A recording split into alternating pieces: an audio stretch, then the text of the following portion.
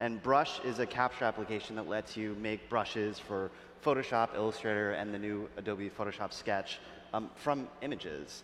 In Sketch, we have some really beautiful drawing tools. We've got a pencil that looks very realistic, pens, markers. We don't have a charcoal tool, but using Brush, I can actually make a new tool and add it into the application. So I've got this here. I'm pretty sure between Jeff's book and your charcoal, there have never been this many analog tools in a digital demo. Right, it's great using technology to bridge the gap between these two things. So I'm going to go ahead and grab my camera here. And so I'm going to take a picture of this mark. I'm going to try to actually get out of the way so you can't see my shadow. There it goes. Okay, looks good. I'm going to hit the check mark, say that's okay. And so I'm going to change a couple of these settings to be a little bit different. I'm going to set this to go to Sketch, because that's where I want this to go. For the type, I'm going to make it a ribbon brush, and that actually stretches this mark across a path, so it feels a lot more like how the mark would actually look.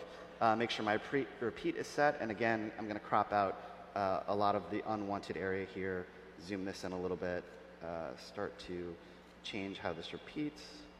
And pretty quickly, I can start to build a really nice brush. Again, I'm going to go into Refine. In Refine, I can use this white masking and knock out the background.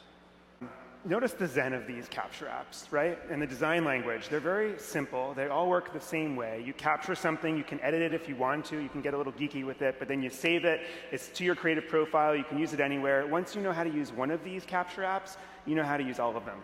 Adobe Photoshop Sketch, new naming for Sketch. It's a natural media drawing app, so using pens, pencils, markers, and now brushes created in the Brushes app.